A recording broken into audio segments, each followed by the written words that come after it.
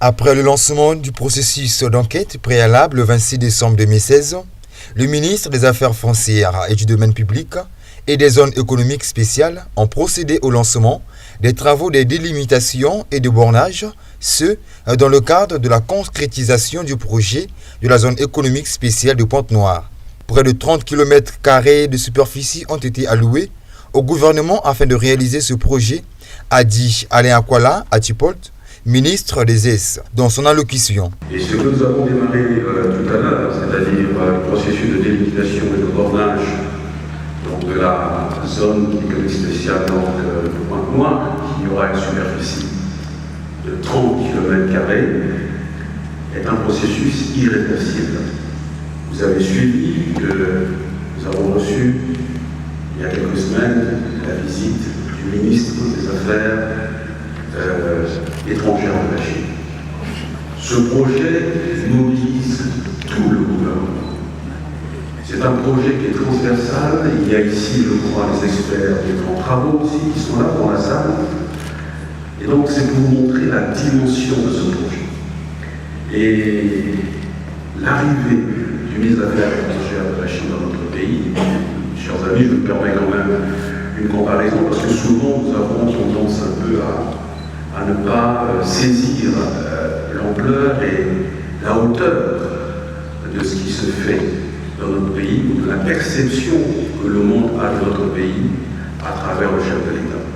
Le ministre Martin Aimé Parfait Kusuma Vungu a rappelé les procédures entamées au cours de ce processus. La loi 11/2004 du 26 mars 2004 détermine les procédures à suivre.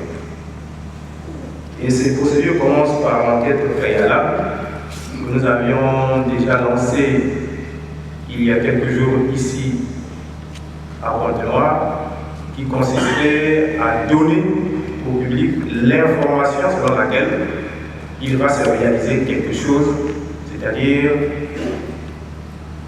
la zone économique spéciale de Pointe-Noire. Et les procédures recommandent qu'il y ait maintenant une enquête parcellaire. L'enquête parcellaire a pour objectif de déterminer les parcelles à exproprier, si on peut dire, mais surtout de rechercher les propriétaires et les titulaires de droits immobiliers ou d'autres personnes intéressées. À partir de ce jour, tous ceux qui sont et se retrouvent dans le périmètre de 30 km² devraient, suivant les dispositions de l'arrêté 12/535, aller à la sous-préfecture de Luango pour se faire identifier.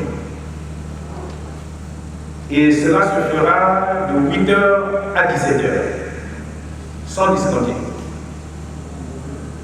Et nous donnons un délai d'1 mois pour que tous ceux qui ont des parcelles et qui sont propriétaires, titulaires de droits réels immobiliers, ou toute personne intéressée doivent aller à la sous-préfecture de Luango à compter de ce jour, qu'après le délai d'1 mois.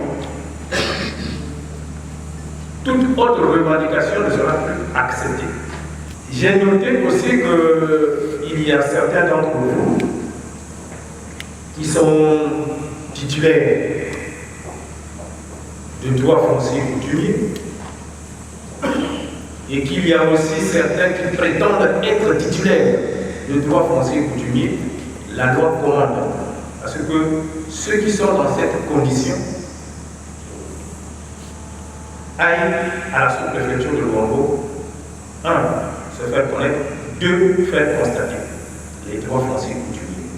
Après le lancement des travaux, la délégation s'est rendue sur le site choisi pour procéder à l'implantation des balises limitrophes de la zone économique spéciale de Pointe-Noire.